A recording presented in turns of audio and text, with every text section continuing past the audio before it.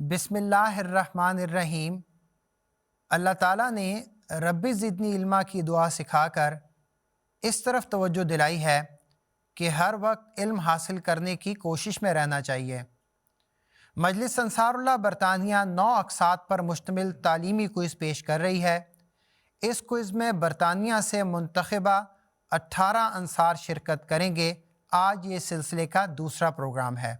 علم و ادب کا تاج محل دل کا نور ہے، آرائش حیات یہ آرائش حیات ہے، یہ جاں کا سرور ہے، جاں کا سرور ہے۔ ناظرین کرام، السلام علیکم ورحمۃ اللہ وبرکاتہ۔ مجلس انصاراللہ برطانیہ کے زیر اہتمام کوئز کا اہتمام کیا جا رہا ہے۔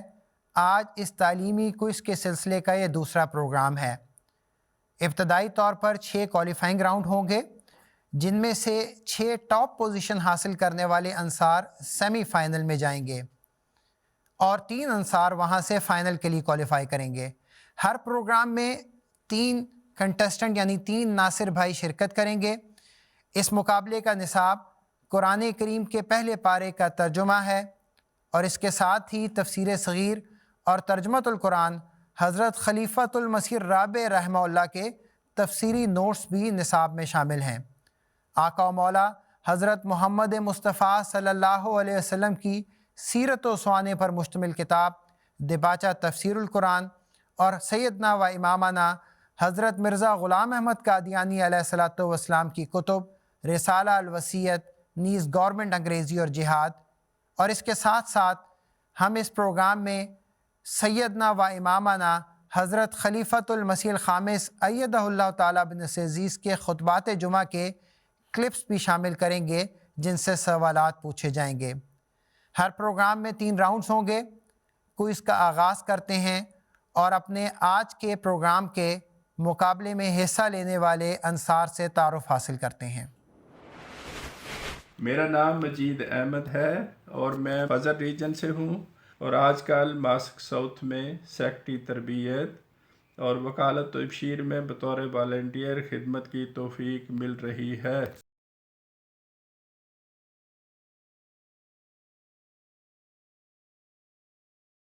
میرا نام مبارک احمد بدر ہے۔ میرا تعلق مجلس ٹوٹنگ براڈ وے اور ریجن نور سے ہے۔ اللہ تعالیٰ کے فضل و کرم سے مجھے بطور ناظم تعلیم نور ریجن مجلس انصاراللہ برطانیہ میں خدمت کی توفیق مل رہی ہے۔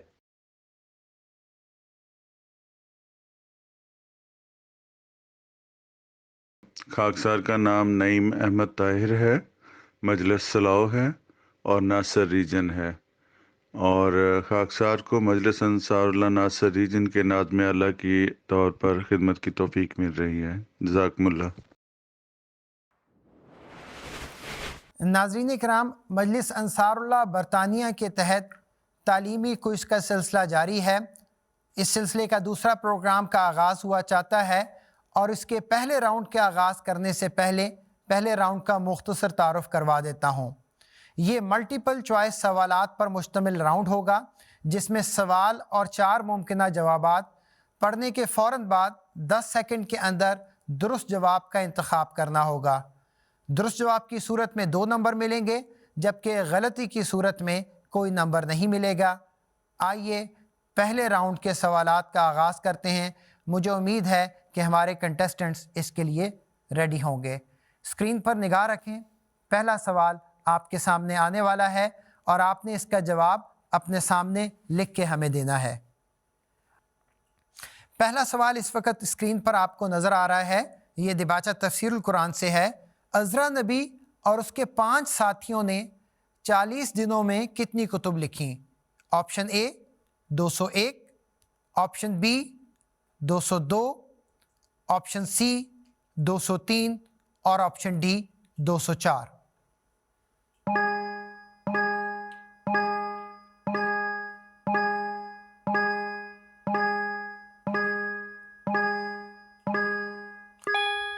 जी, आप अपना आंसर दिखा दें। तीनों मेरे भाइयों ने ऑप्शन डी सिलेक्ट की है। अब हम जवाब देखते हैं। आप तीनों का जवाब दुरुस्त है और इस जवाब के आपको 2 नंबर मिल गए हैं। अब हम दूसरे सवाल की तरफ चलते हैं। स्क्रीन पर निगाह रखें और तैयार हो जाए। मेरे सवाल पूछने के दौरान भी अगर आप मुनासिब समझें तो आप जवाब लिख सकते हैं। फ़तह मक्का के बाद हज़रत सल्लल्लाहु अलैहि वसल्लम में मक्का में कहाँ ठहरे? ऑप्शन ए अपने पुराने घर में, ऑप्शन बी शेब अबी तालिब में, ऑप्शन सी खाना काबा के पास, ऑप्शन डी दार अरकम में। और शेब अबी तालिब हैफ बिन कनाना यानी शेब अबी तालिब। आप अपना जवाब सिलेक्ट कर लें। टाइम गुजरता जा रहा है। जब मैं कहूँगा तो आप अपना जवाब दिखाइएगा। अपना जवाब दिखा दें मजीद साहब। जी, आप तीनों ने ही ऑप्शन बी सिलेक्ट की है। अब जवाब देखते हैं।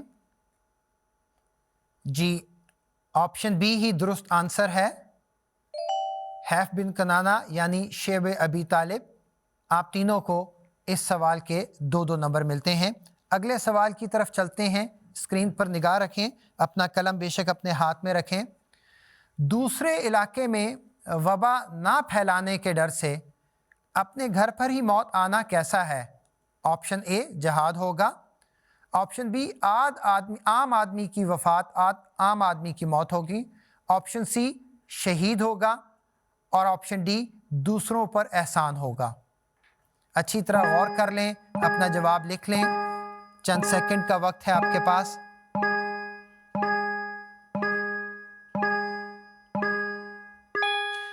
अपना जवाब हमें दिखा दें। अभी तक मुत्तफ़िक़ अलैह फैसले जा रहे हैं। इसमें भी आप तीनों ने ऑप्शन सी को सिलेक्ट किया है। जवाब देखते हैं। जवाब क्या है? आपका जवाब दुरुस्त है। ऑप्शन सी ऐसा आदमी शहीद होगा जो वबा ना फैलाने के डर से अपने घर पे ही उसकी वफ़ात हो जाए। अगले सवाल की तरफ चलते हैं। स्क्रीन पर निगाह रखें।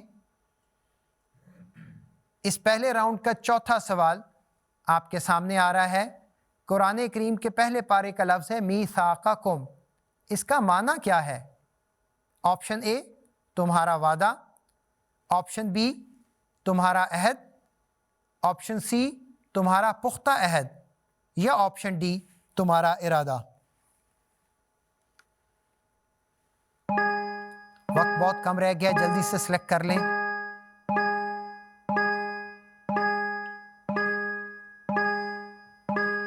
जी, अपने अपने जवाब दिखा दें। यहाँ थोड़ा सा इख्तलाफ हो गया और बड़ा दिलचस्प इख्तलाफ है। मजीद साहब के ने ऑप्शन सी ली है, बाकी ने ऑप्शन बी। जवाब देखते हैं। ऑप्शन सी दुरुस्त आंसर है, तुम्हारा पुख्ता अहद। मजीद साहब आपको तो 2 नंबर मिल गए हैं, जबकि मेरे दूसरे जो 2 भाई हैं वो इस सवाल के जवाब में कोई नंबर हासिल नहीं कर सके। अगला सवाल जो इस राउंड का आखिरी सवाल है। हुजूर सल्लल्लाहु अलैहि वसल्लम और मदीना के मुसलमान हिजरत मदीना से कबल किस वादी में जमा हुए? ऑप्शन ए खाना काबा में, ऑप्शन बी शेब अबी तालिब में, ऑप्शन सी अक़बा की वादी में या उक़बा की वादी में और ऑप्शन डी पहाड़ों में। गारे हिरा के पहाड़ों में। चंद सेकंड रह गए हैं, अपना जवाब का इंतखाब कर लें। अपना जवाब दिखा दें तीनों। यहाँ पे भी इत्तेफाक है, ऑप्शन सी आप तीनों का यही ख्याल है। आइए जवाब देखते हैं। आप तीनों का जवाब दुरुस्त है। ऑप्शन सी ही दुरुस्त आंसर है, उक़बा की वादी में। और इस तरह ये पहला राउंड अपने इख्तिताम को पहुँचा है। कुछ थोड़ा सा रिलैक्स हुए हैं, कुछ सवालात के दुरुस्त जवाब हो गए हैं। अब ये जो लिखने वाला मामला ये ख़त्म हो जाएगा। लेकिन अब हम चलते हैं पहले राउंड के रिज़ल्ट की तरफ और हम देखते हैं कि पहले राउंड में आप लोगों ने कितने कितने नंबर हासिल किए हैं। पहले राउंड के इख्तिताम पर मुबारक अहमद बदर साहब 8 नंबर ले सके हैं। नईम अहमद ताहिर साहब भी उनके साथ हैं, आपके भी 8 नंबर हैं। जबकि मजीद अहमद साहब इस राउंड में लीड कर रहे हैं, उनके 10 नंबर हैं। دوسرے راؤنڈ کا آغاز کرتے ہیں۔ ناظرین آپ کے لیے میں یہ عرض کر دیتا ہوں کہ دوسرا راؤنڈ کیسے ہوگا۔ راؤنڈ نمبر 2 میں ایسے سوالات پوچھے جائیں گے جن کے جوابات قدر تفصیلی ہوں گے۔ درست جواب کی صورت میں 5 نمبر حاصل ہوں گے، جبکہ جزوی غلطی کی صورت میں خاکسار کو یہ اختیار حاصل ہوگا کہ کچھ نمبر کاٹ لے، یعنی 5 میں سے 4، 3، 2 یا 1 نمبر دے، اور اسی طرح اگر مکمل طور پہ غلط جواب ہوگا تو کوئی نمبر نہیں ملے گا۔ اور یہ جو سوالات ہیں یہ ہر کنٹیسٹنٹ سے علیحدہ علیحدہ 3 پوچھے جائیں گے۔ سب سے پہلے اس مقابلے کے ہمارے کنٹیسٹنٹ مبارک احمد بدر صاحب، ان سے ہم دوسرے راؤنڈ کا آغاز کرتے ہیں۔ مبارک صاحب تیار ہیں آپ؟ جی مبارک صاحب اس مقابلے کی تیاری آپ نے کیسے کی؟ آپ کو نصاب تو دیا گیا تھا، تو آپ نے کس طرح کیا؟ آخری دنوں میں تیاری کی جس طرح عام طور پہ کیا جاتا ہے یا آہستہ آہستہ کرتے رہے؟ اصل میں شروع کیونکہ پچھلے سال سے یہ چل رہا تھا، بیچ میں گیپ آ گیا، پھر چھوڑ کووڈ آ دی گیا بیچ میں۔ پھر چھوڑ دیا، پھر دوبارہ جب آپ کی طرف سے آیا تقریباً 2-3 ویک پہلے، اس ٹائم پھر دوبارہ اس کو شروع کیا کرنا پڑا۔ بالکل ٹھیک ہے مبارک صاحب، اسکرین پر نگاہ رکھیں، آپ کا پہلا سوال آپ کے سامنے آنے لگا ہے۔ وَإِذْ فَرَقْنَا بِكُمُ الْبَحْرَ کے بارے میں حضرت مصلح موعود رضی اللہ عنہ نے تفسیر صغیر میں کیا نوٹ تحریر فرمایا ہے؟ یہ اس میں حضور نے فرمایا کہ یہ حضرت جو موسیٰ علیہ السلام اور جو ان کو فرعون اس تعلق سے یہ کے بارے میں فرمایا ہے، اور اس میں فرمایا حضور نے کہ یہ وہ جوار بھاٹے کا جو ٹائم تھا وہ اللہ تعالیٰ، کیونکہ اللہ تعالیٰ کے قانون کے تحت ہی یہ آتا ہے، تو اللہ تعالیٰ نے وہ اس ٹائم پہ ان کو لایا جب جوار بھاٹا کا وقت آ گیا تھا، اور وہ اس میں یہ آرام سے جا سکتے تھے، گزر سکتے تھے موسیٰ علیہ السلام اور ان کی قوم۔ جو نوٹ جی آپ اور کچھ کہنا چاہیں گے؟ ہاں، جب اس کے بعد جو دوسرا جو ٹائم ختم ہو گیا تو پھر فرعون اور وہ آئے اس ٹائم وہ غرق ہو گئے۔ ٹھیک ہے، جو نوٹ وہاں تحریر ہے وہ میں آپ کے سامنے پڑھ دیتا ہوں۔ اس وقت جوار بھاٹا کے اصول کے مطابق سمندر پیچھے ہٹ گیا اور قوم موسیٰ سمندر سے نکل گئی، مگر فرعون کے لشکر کے آنے پر پانی کے لوٹنے کا وقت آ گیا اور وہ ڈوب گیا۔ چونکہ جوار بھاٹا خدا تعالیٰ کے مقرر کردہ اصولوں کے مطابق آتا ہے، خدا تعالیٰ ہی موسیٰ اور فرعون کو اس وقت سمندر پہ لے گیا تھا جب جوار بھاٹے کا اثر خدا تعالیٰ کے منشا کے مطابق موسیٰ اور فرعون پر پڑ سکتا تھا، اس لیے خدا تعالیٰ نے فرمایا ہے کہ ہم نے سمندر کو پھاڑ کر تم کو نجات دی۔ آپ کا جواب درست ہے، آپ کو 5 نمبر ملتے ہیں۔ دوسرا سوال اس راؤنڈ کا آپ کے سامنے آ رہا ہے، اسکرین پر نگاہ رکھیں۔ رسالہ الوصیت میں حضرت مسیح موعود علیہ الصلوۃ والسلام نے کس آدمی کو ہلاک شدہ قرار دیا ہے؟ ایک خاص آپ نے بات یہاں بیان فرمائی ہے کہ اس قسم کا آدمی جو ہے وہ ہلاک شدہ ہو جائے گا۔ اس میں آپ نے غالباً یہ فرمایا ہے کہ جس کو ابھی تک یہی نہیں معلوم کہ اس کا سچا خدا ہے اور وہ ایسے ہی اپنی زندگی بسر کر رہا ہے، وہ ہلاک شدہ ہے، اور وہ جلد اللہ تعالیٰ اس کو اپنے عذاب میں پکڑے گا۔ مبارک بدر صاحب، جو رسالے میں لکھا ہے وہ کچھ اور ہے، میں آپ کے سامنے پڑھ بھی دیتا ہوں، اور میں نہیں سمجھتا کہ یہ آپ کا درست جواب ہے۔ وہاں یہ تحریر ہے، دیکھو میں تمہیں سچ سچ کہتا ہوں کہ وہ آدمی ہلاک شدہ ہے جو دین کے ساتھ کچھ دنیا کی ملونی رکھتا ہے، اور اس نفس سے جہنم بہت قریب ہے جس کے تمام ارادے خدا کے لیے نہیں ہیں بلکہ کچھ خدا کے لیے اور کچھ دنیا کے لیے۔ تو جو بنیادی بات تھی وہ دنیا کی ملونی کا یہاں ذکر ہے، تو میں معذرت چاہتا ہوں، اس سوال کے جواب میں آپ کو کوئی نمبر نہیں ملے گا۔ تیسرا سوال اس راؤنڈ کا آخری سوال آپ کے لیے اسکرین پر آ رہا ہے، اسکرین پر نگاہ رکھیں۔ سہیل بن عمرو نے معاہدہ لکھتے وقت 2 اعتراض کیے تھے، وہ کیا تھے؟ یہ وہ واقعہ ہے جب حضرت صلی اللہ علیہ وسلم مکہ جانے والے تھے لیکن کسی وجہ سے وہاں کے حالات کی وجہ سے نہیں جا سکے، آپ کو اجازت نہیں دی گئی، اور پھر وہاں پہ ایک معاہدہ تحریر کیا گیا۔ وہاں 2 اعتراض کیے سہیل بن عمرو نے جو مشرکین مکہ کی طرف سے معاہدہ لکھنے کے لیے آیا تھا۔ جی، اس میں پہلا اعتراض تو اس نے یہ کیا تھا کہ جو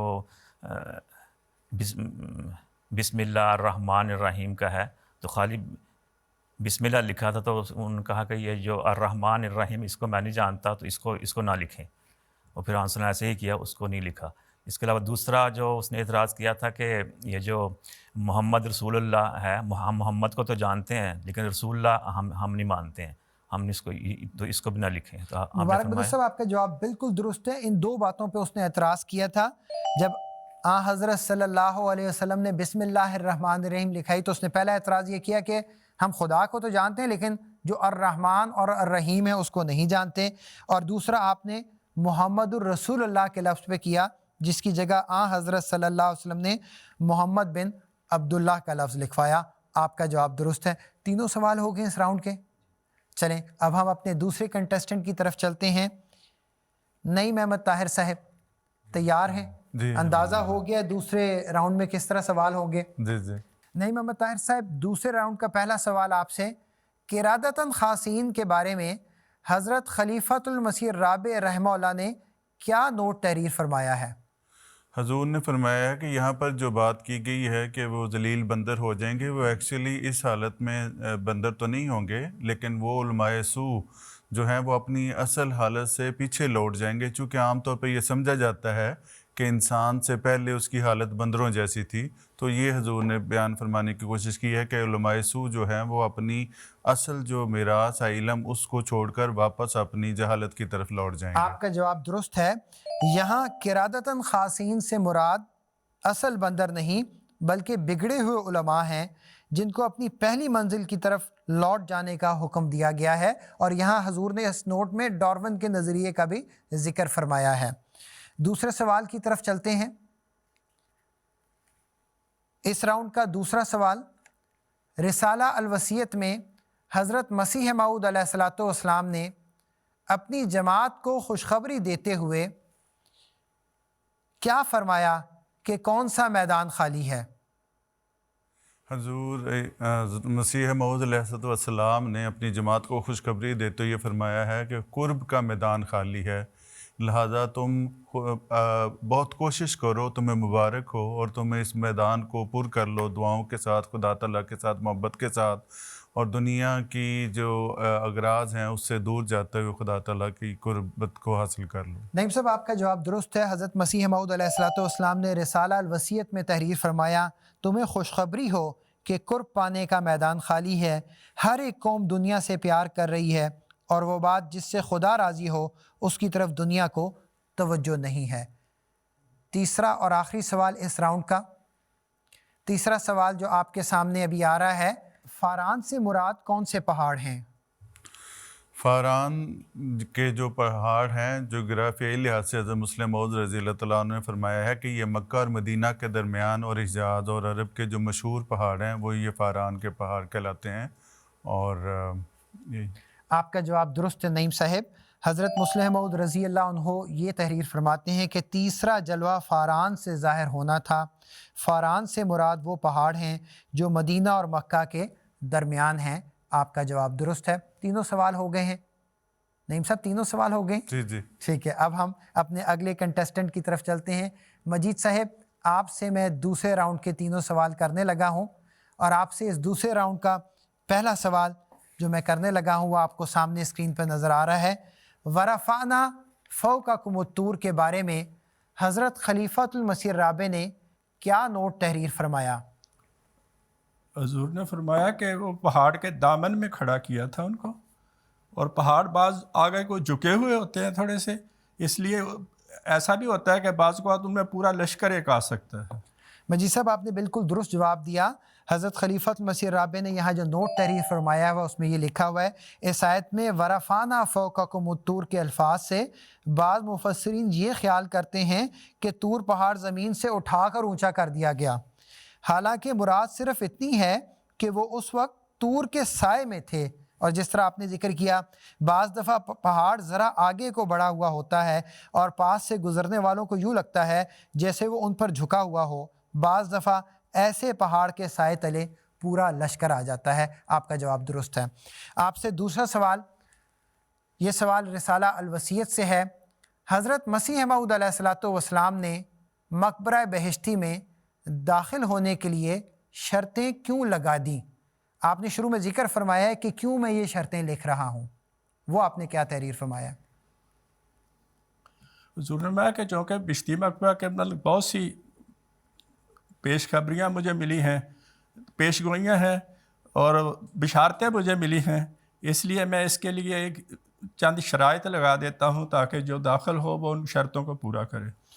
آپ کا جواب درست ہے۔ آپ نے جو بھی حضرت مسیح موعود علیہ السلام کی تحریر میں جو بنیادی باتیں ان کا ذکر کر دیا ہے، حضرت مسیح موعود علیہ السلام نے فرمایا، اور چونکہ اس قبرستان کے لیے بڑی بھاری بشارتیں مجھے ملی ہیں، اور نہ صرف خدا نے یہ فرمایا کہ یہ مقبرہ بہشتی ہے، بلکہ یہ بھی فرمایا کہ انزل فیہا کل رحمت، یعنی ہر ایک قسم کی رحمت اس قبرستان میں اتاری گئی ہے۔ تو اسی لیے حضرت مسیح موعود علیہ السلام نے اس کی شرائط بھی تحریر فرمائی ہیں۔ 2 سوال ہو گئے، آخری سوال اس راؤنڈ کا آپ سے پوچھتے ہیں، حضرت صلی اللہ علیہ وسلم نے کس طرح ایک مظلوم کا قرض ابو جہل سے دلوایا؟ پورا واقعہ بیان کریں کہ اللہ تعالیٰ نے کس طرح ابو جہل کو ذلیل کیا۔ مکہ کے ایک بدوی کا قرض دینا تھا ابو جہل نے، مکہ کے لوگوں نے شرارت سے اس کو رسول کریم صلی اللہ علیہ وسلم کے پاس بھیج دیا صلی اللہ علیہ وسلم، کہ تاکہ حضور کی ان کے خیال میں نعوذ باللہ بےزتی ہو سکے۔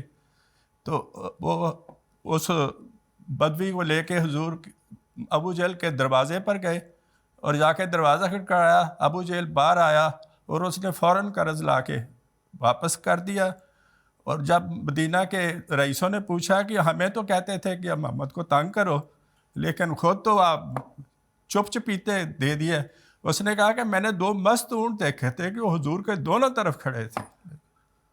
آپ کا جواب درست ہے، لیکن اس سوال کے جواب میں ایک بات کا بیان کرنا بہت ضروری ہے کہ کیا وجہ تھی کہ جس وجہ سے حضرت صلی اللہ علیہ وسلم چل پڑے؟ اس کے اللہ نے اپنے رسول کی عزت کی خاطر نہیں، لیکن اس سے پہلے حلف الفضول کی، حلف الفضول کا ایک معاہدہ تھا جس میں حضرت صلی اللہ علیہ وسلم شامل تھے۔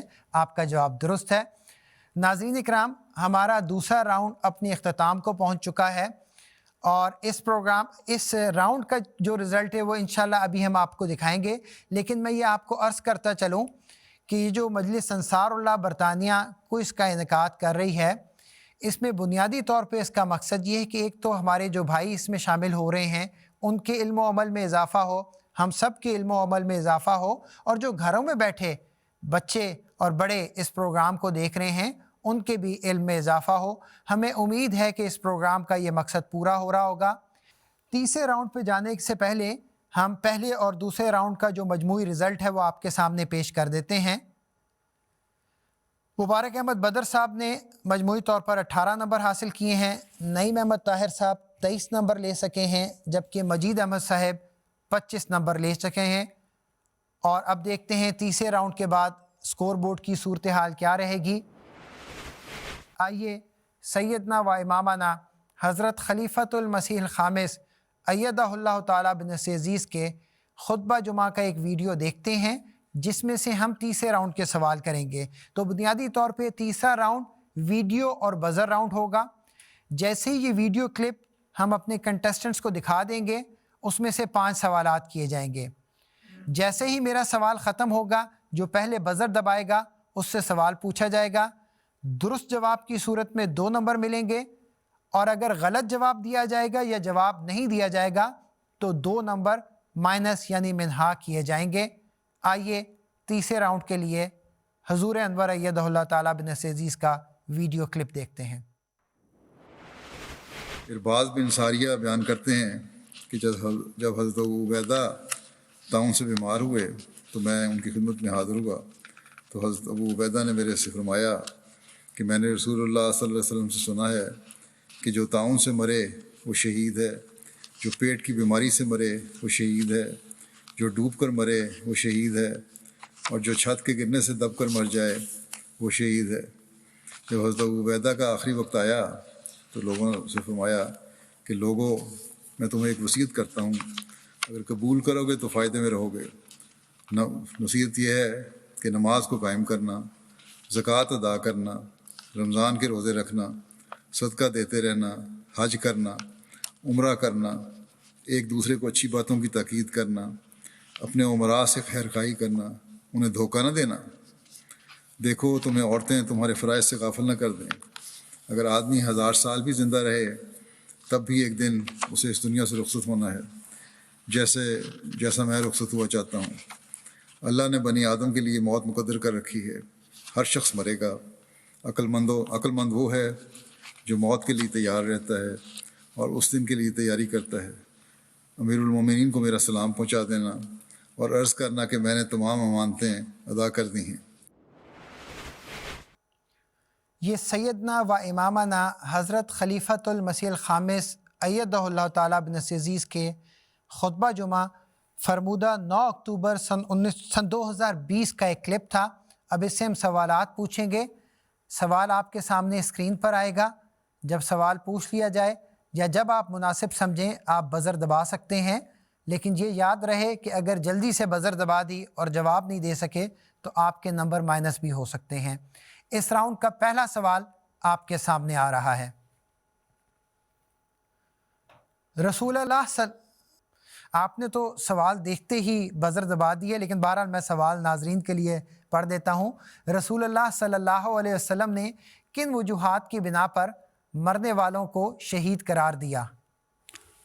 جی، حضور صلی اللہ علیہ وآلہ وسلم نے فرمایا کہ جو طاعون کی وجہ سے ہلاک ہو جاتا ہے، یا پیٹ کی بیماری کی وجہ سے، یا ڈوب کر، یا چھت گرنے سے، ایسی کئی اور جو وجوہات ہیں جو صرف ایک ہی رہ گئی ہے، یا دب کر مرنے کی وجہ سے۔ آپ کا جواب درست ہے، آپ کو پورے نمبر ملتے ہیں۔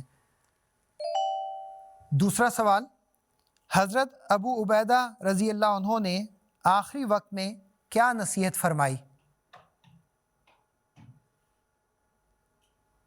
مجید صاحب آپ نے پہلے بزر پریس کیا ہے، بتا دیں اس سوال کا کیا جواب ہے آپ کے نزدیک؟ حضور نے حضرت ابو عبیدہ بن جراح نے مسلمانوں کو نصیحتیں کی تھی کہ نماز پڑھنا، زکوٰۃ دینا، حج کرنا اور اسلامی احکام پہ عمل کرنا، اور رسول اللہ کو میرا پیغام پہنچا دینا، اسلام پہنچا دینا۔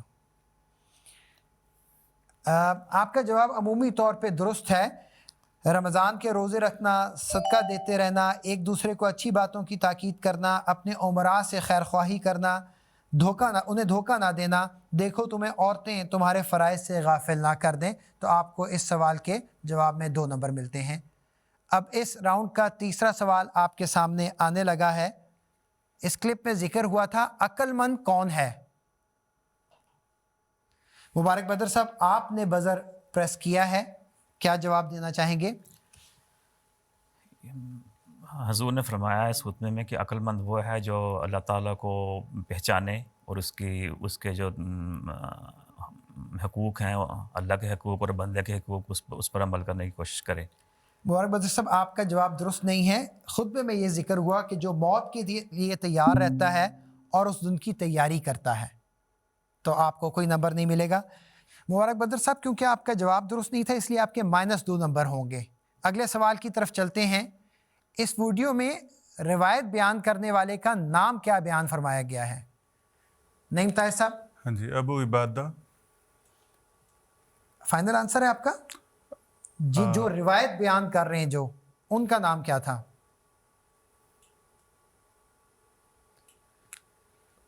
حضرت ابو عبیدہ کا تو قصہ بیان ہو رہا ہے، لیکن روایت بیان کرنے والے ان کا نام بھی عبادہ تھا۔ نہیں، آپ کا جواب درست نہیں ہے۔ ان کا نام تھا حضرت ارباز بن ساریہ رضی اللہ عنہ، تو آپ کے بھی 2 نمبر مائنس ہوں گے اس جواب کے۔ اس پروگرام کا اور اس راؤنڈ کا آخری سوال، حضرت ابو عبیدہ رضی اللہ عنہ نے امیر المومنین کے لیے کیا کہا تھا، کیا پیغام دیا تھا؟ کلپ کا آخری حصہ تھا، مجھے لگتا ہے کنٹیسٹنٹ بڑے محتاط رہ رہے ہیں۔ مجید صاحب آپ نے بزر پریس کی ہے، کیا جواب دینا چاہیں گے؟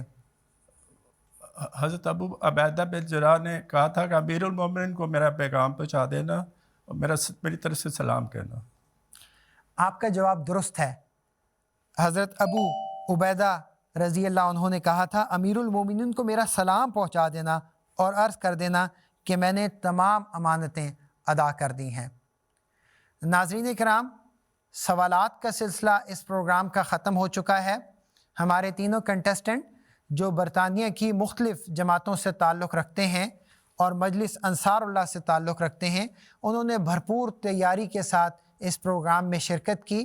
اس پروگرام میں شرکت کرنا ہی بڑا محنت کا کام ہے، لیکن بہرحال کیونکہ یہ ایک کوئز ہے اس کا بہرحال ایک نہ ایک رزلٹ ہوگا، لیکن میں اپنے پارٹیسپینٹس کو بھی یاد دہانی کرا دوں اور ناظرین کو بھی یاد دہانی کرا دوں، یہ سلسلے کا دوسرا کوالیفائنگ راؤنڈ ہے اور ابھی 4 اور پروگرام ہونے ہیں۔ سیمی فائنل میں وہ 6 انصار جائیں گے جو ٹاپ سکورر ہوں گے، اس لیے آج کے پروگرام میں اگر آپ کے نمبر کم بھی ہیں تو بھی دعاؤں سے ہو سکتا ہے آپ سیمی فائنل کے لیے کوالیفائی کر جائیں۔ آج کے پروگرام کا فائنل رزلٹ کچھ یوں رہا۔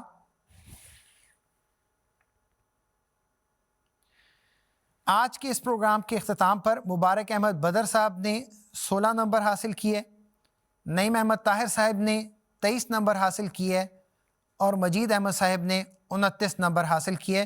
بارک اللہ لکم۔ لیکن جیسا کہ میں نے عرض کی ہے کہ ابھی آپ نے دعائیں جاری رکھنی ہیں، اپنے فیملی ممبرز کو بھی کہیں کہ وہ دعائیں جاری رکھیں۔ ناظرین کرام، آج کے اس پروگرام کا اختتام یہیں پہ ہوتا ہے۔ اللہ تعالی ہمیں توفیق دے کہ علوم قرآنی، سیرت النبی صلی اللہ علیہ وسلم اور وقت کے امام کی باتوں پر ہم عمل کر سکیں۔ اگلے پروگرام تک کے لیے اجازت دیجیے۔ السلام علیکم ورحمۃ اللہ وبرکاتہ۔ علم و ادب کا تاج محل دل کا نور ہے، آرائش حیات یہ، آرائش حیات ہے یہ، جاں کا سرور ہے، جاں کا سرور ہے۔